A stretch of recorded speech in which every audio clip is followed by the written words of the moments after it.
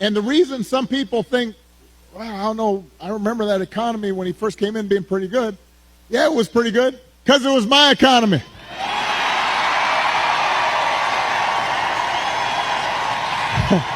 We had 75 straight months of job growth that I handed over to him.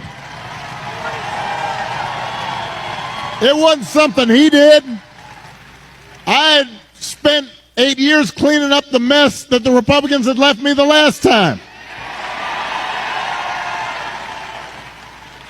So just in case everybody has a hazy memory, he didn't do nothing. And the reason some... Man, this is just too good, especially when Donald Trump pretends he's the most popular president of all time. Let's see how Donald Trump gets responded to at a sports game.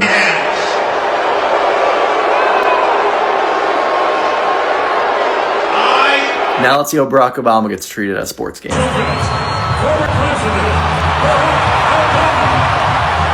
I think it's pretty clear when Donald Trump talks about being the most popular president and running for a third term, not only is he not the most popular president, but if he does run for a third term, I say we vote for Obama. Let's see Obama kick Trump's ass. Leave a blue heart down below if you agree.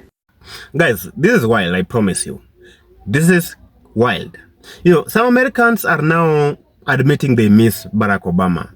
Not just for his calm or maybe class, but for what he built. They miss Obama. Because under Obama, healthcare did something real. Talk about the Obamacare. And now, under Trump, they rebranded part of it. Even though they once claimed they hated it for how much maybe it's helping the black people or the black Americans. Now they need it. Now they are realizing that Obamacare was real because it was helping them. Now guys, I want us to watch some clips here, then come back and have a talk as far as this topic is concerned. And of course, if you love this topic of discussion, please subscribe and please leave us a comment in the comment section, guys. Guys, let's dive straight, watch the clips, then come back. Barack Obama could be our next president. I'm not kidding. This can actually happen. Trump has made no secret of the fact that he wants to change the Constitution and run for a third term. But he wouldn't just automatically win if he ran for a third term. He'd have to run against a Democratic challenger. And if the Constitution no longer prohibited a third term, who would the Democrats' best option be? Barack Obama. And a poll was just released that showed this hypothetical matchup, Trump versus Obama. Who do you think won? Unsurprisingly, Obama wins by 6%, which is actually a blowout margin. And if you look closer at the data, Obama does this by two things. One is by winning independents by about 20%, and two is by stealing a bunch of votes from people who voted for Trump in 24, but would vote for Obama in 28. And this all adds up because in 2016, there were between 6 and 9 million people who voted for Obama in 2008 and 2012, and then voted for Trump in 2016. So in my opinion, change the Constitution. Good luck. The best modern-day American president with the highest approval rating of any living president against an 82-year-old Donald Trump. I like our chances. Hello, everybody. What? As we approach Veterans Day, I wanted to stop by and just say thank you for your extraordinary service. To you, your family, the sacrifices that all of you made to protect our country is something that will always be honored. And we are very grateful, and we also happen to welcome you with a 70-degree day in D.C., which doesn't always happen around here. Sir? That's the first time I've seen a president form. Happy Veterans Day from the ex-Al-Qaeda guy. Imagine being a veteran and watching the ex-leader of Al-Qaeda, and I mean this quite literally. Only a couple years ago, he had a $10 million bounty on his head from the U.S. government and was on the most wanted terrorist watch list. We as men would die without complaining, without pleading, and safe in the feeling that we have done our best for what we believed was right. What President Obama did shouldn't be amazing, but it is. And that is exactly how every single veteran we have here in the United States should be treated every single day, not just on Veterans Day. And I am the proud granddaughter of a veteran of World War II. And this, I know I'm very emotional, but thank you, President Obama, for doing this and recognizing their service. This is my president. Everybody. What? As we approach Veterans Day, I wanted to stop by and just say thank you for your extraordinary service. To you, your family, the sacrifices that all of you made to protect our country is something that will always be honored. And we are very grateful, and we also happen to welcome you with the 70-degree day in D.C., which doesn't always happen around here. Sir? That's the first time I've seen a president, former or current, greet and honor flight, and that is absolutely amazing. Sometimes I feel like this country took this man for granted compared to what we have now. That man would never. That man did a whole speech and boasted about himself and his administration and what he felt like was good for everybody. And this man is not even president anymore, and he still is doing the duties that some presidents have not done in years. Still honoring people, carrying yourself with dignity. Like, it makes me sad to think that that is the man that's representing us. It makes me sad. And it makes me miss him. Damn. I miss that man. I hate that man in office now. Hey, just so we're clear, MAGA, your guy will never ever make people feel like this. Hello, everybody. What? As we approach Veterans Day, I wanted to stop by and just say thank you for your extraordinary service. To you, your family, the sacrifices that all of you made to protect our country is something that will always be honored. And we are very grateful, and we also happen to welcome you with the 70-degree day in D.C., which doesn't always happen around here. Sir? That's the first time I've seen a president, former or current, greet and honor flight, and that is absolutely amazing. A commander-in-chief, a leader who's going to show up and tell you that your service was worth something. I think that's the important part, so I think it was a great thing to know. Last time I got to see a president, it was Gerald Ford. How about that? Never. Have you ever thought to yourself, like, why is Barack Obama, like, truly loved by so many, and why so many consider him the greatest Democrat? Like, have you ever sat there and thought, why is that? Like, why? Well, I did, and it's kind of crazy when you think about it, because Obamacare, right? Obama put Obamacare in place and a bunch of other things in place, right? But I want to focus on this Obamacare, this ACA stuff, right? Bro, the reason why they consider this man the greatest Democrat or the best Democrat or is loved by the Democrats so much is because ever since he got into office and started implementing the programs and the stuff that he implemented, Democrats and politicians they're not known to be millionaires. Now, damn near all the Democrats is millionaires. So you know what that is? The reason why Barack Obama is the greatest Democrat of all time is because he set up stuff to where they can get paid. He's been getting them paid for a long time, bro. All the stuff that he put in place, they're still getting residuals and paid from it now. Like the Obamacare shit, all the kickbacks from the insurance companies and all that shit, he has been getting the whole Democratic Party paid, bro. So, of course, they would consider this dude as the greatest Democrat if he has been feeding the Democrats, or the stuff that he implemented has been feeding the Democrats for almost a decade now. Over a decade now. That shit is crazy when you think about it. I mean, if you want to, go ahead and go down the rabbit hole and look at all the stuff that Obama implemented that's still going on right now and see who and how they're benefiting. Go and look at what's still around from when Obama put it in place and look at who's benefiting from it. That shit is gonna blow your mind, bro. This dude is considered the greatest Democrat because he basically made a well of money for them. He made a money well to where they could continue to keep getting money and creating stuff and creating programs to keep getting money, man. Like, he set up the whole blueprint, the whole everything for all of this. This is why they consider him the greatest Democrat, or walking around right now, they consider him the greatest Democrat of all, because he done made all of them rich, stupid rich, from Nancy Pelosi all the way down, bro. This is why they have such an affinity towards Barack Obama. And then, if you think I'm just blowing smoke, go look the shit up. The main one to look at is the Obamacare. They've been getting kickbacks and insurance shit all through this Obamacare era. Wild when you think about it, but that's what it is. But I'm done. I want to hear from y'all. Have y'all thought about this? Has this popped up into your head? Or now, since I'm mentioning it, do you see the writing on the wall? Or am I tripping? I don't know. Y'all let me know, man. The ins and outs in between all that, drop them in the comments. Well, hey, guys. How's everybody? Guys, I want you to watch a real president. And at the end, we'll talk about him. Watch with me on this video. Grim trials and the sentencing to death of a king, coronation banquets, ceremonial addresses, and the coffins of those receiving the last respects of our people. Few places reach so far into the heart of our nation. Yet, Until today, no American president has stood on these steps to address our country's parliament. It is my honour, Mr. President, to welcome you as our friend and as a statesman. Statesmanship is the cement which seals our shared idealism as nations. It makes meaningful the unity of ambition, passion for freedom, and abhorrence of injustice that is the core of our close alliance.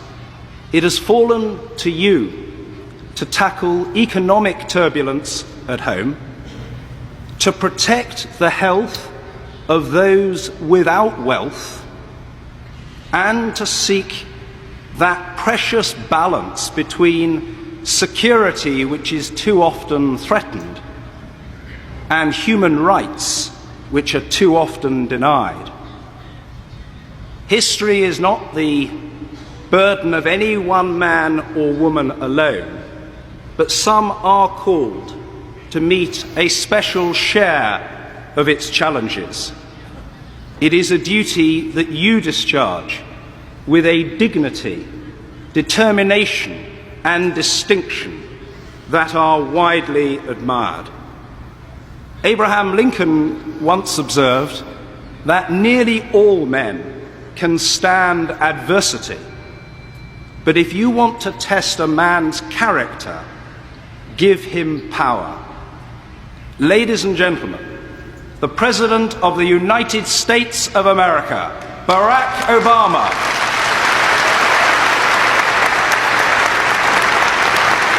What a president.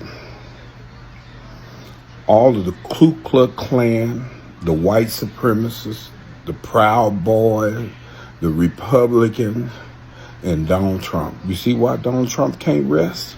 He'll never step in the shoes of a true president, President Barack Obama.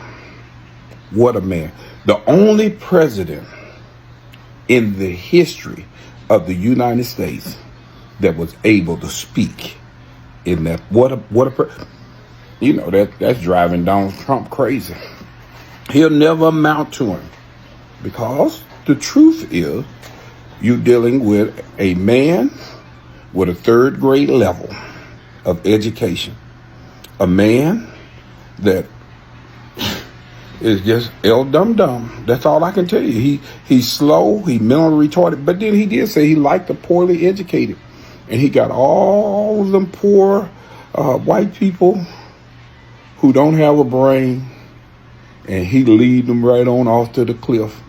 But what a president, Barack Obama. He'll never be able to step into his shoes. But anyway, guys, like they say, I digress. Hey, y'all like, follow, and share, and have a great day. On Veterans Day, we're supposed to honor the brave men and women who put their lives on the line for this country, but Donald Trump simply can't do that. He just had to make this speech all about himself and, of course, spread a few lies while he's at it. Take a look at this. Veterans, we have a 92% approval rating. We took that up from 38% from a certain previous administration that we won't mention.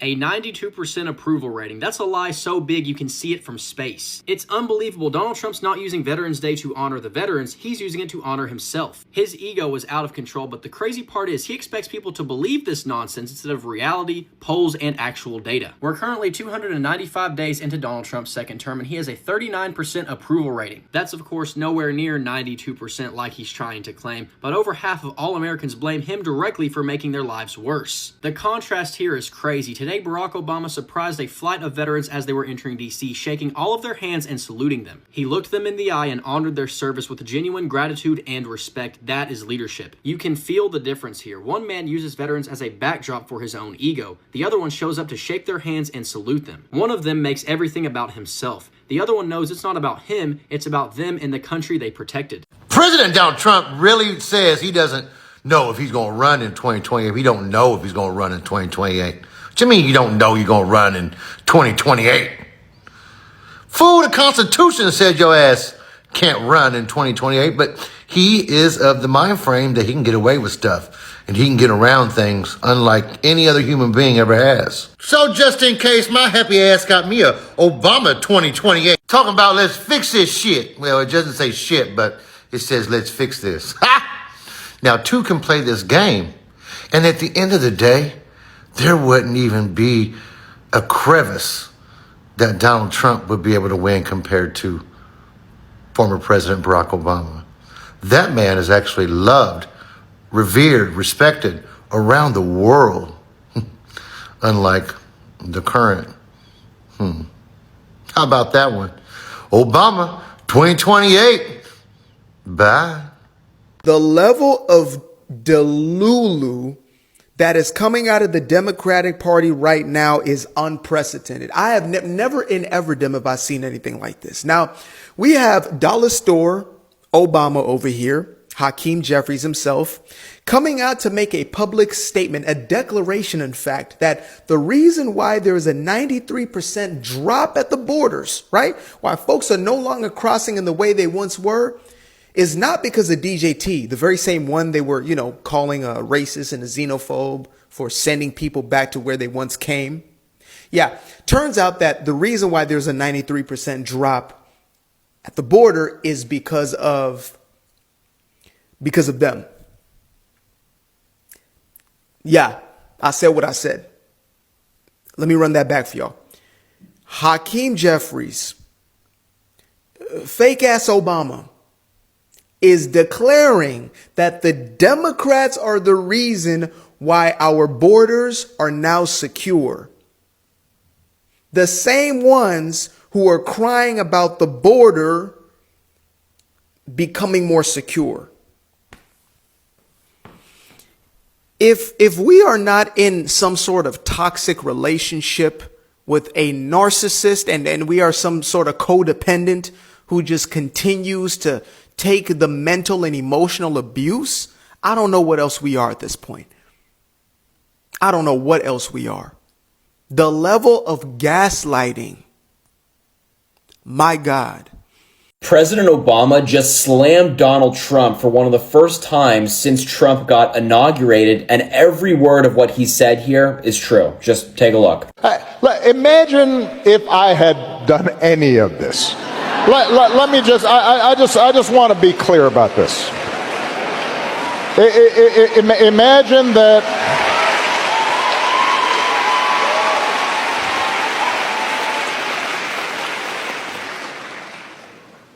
Imagine if I had pulled Fox News' credentials from the White House press corps. You're laughing, but no, this is what's happening. Imagine if I'd said to law firms that were representing parties that were upset with policies my administration had initiated, that you will not be allowed into government buildings.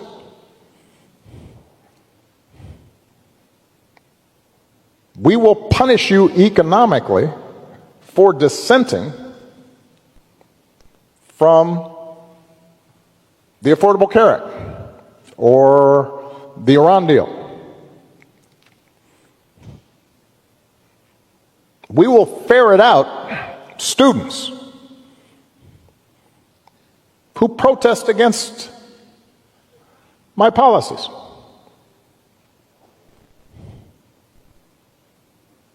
It's unimaginable that the same parties that are silent now would have tolerated behavior like that from me or a whole bunch of my predecessors. So, and I say this not on a partisan basis. This has to do with something more precious, which is, who are we as a country and what values do we stand for? Yeah, can you imagine if President Obama or President Biden did any of the things that Donald Trump is doing right now? Republicans would be calling for impeachment on day one. If Obama or Biden targeted our allies and threatened to invade Canada, Mexico, Greenland, Panama, and more, Republicans would be freaking out. If Obama or Biden crashed the stock market to the point that we're in a bear market and losing trillions of dollars every single day, Republicans would be freaking out. But since it's Donald Trump doing it, they're perfectly fine. They think it's part of his master plan. There's such a double standard with today's Republican Party. If Donald Trump does something, even if it hurts Republicans, they're okay with it. Any other politician does that, they freak out. They would lose their minds. Their face would be turning red. Now guys, welcome back. How many of you also miss Barack Obama? I miss him as an African. I really miss Barack Obama. You know, we love him. In fact, he's from my own tribe. He's a Luo. Barack Obama is a Luo from my own tribe. And I know their home, where his father came from. His father came from Alego. Alego is in Siaya County in Kenya here. And therefore, Obama is a Kenyan. Obama is an African. Not the way people say that Obama is a black American. Obama is not a black American. Obama is a Kenyan. Obama is an African, you know. His father was an African. His father was a Kenyan. Barack Obama's father was one of the most intelligent people that we had in Kenya here. Those days of our president, MWHY Kibaki. And, you know, he was very bright. And he never wanted to work under Kibaki because he felt like he was smarter than Kibaki. So let's start with why people miss Barack Obama's presidency. Obama came in with a vision. He didn't just want to be the president, but he wanted to govern. His administration passed the Affordable Care Act, the Obamacare, expanding healthcare access to millions, especially to lower-income people, the communities of color, the black Americans who had historically been underserved. Under Obama, talk of the stable economy, slow but steady recovery from the financial crisis, gains in racial equity, and also diplomacy and the global respect. US was respected when Obama was in the government. Obamacare made health insurance more accessible to people, not just for the rich, but for ordinary people also, black or white. And because of the Medicaid expansion and the marketplace subsidies, many black and brown Americans gained coverage. And for the white conservatives, that was part of their biggest problem, because they didn't just see it as a big government, they saw it as an empowerment for the black Americans. And that's why the Republicans pledged to rip it off the books, not only for ideology, but because its benefits were reaching the communities they didn't want to be strengthened. Trump slammed Obamacare for years, if you remember, promised total repeal, but when push came to shove, he couldn't fully kill it, but instead he renamed it. Now people think that Obamacare has been scrapped off, but instead it has been renamed to something new.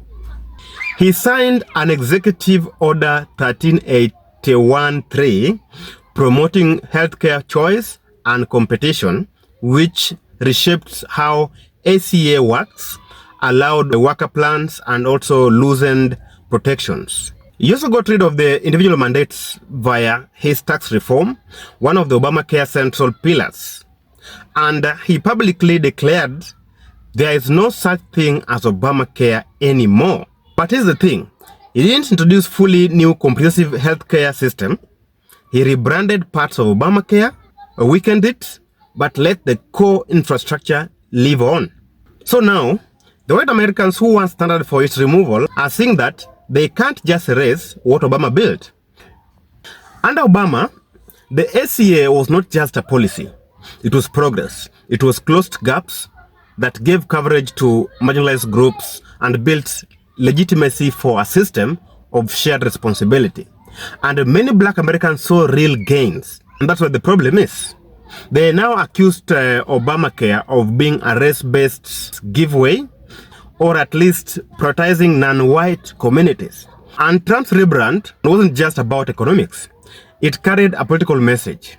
By renaming and weakening ACA, he now appealed to voters who felt that Obama's legacy empowered black Americans too much. But here's the irony now. You can scrap some parts, you can rename it, you can weaken, but you can't fully erase what millions depended on.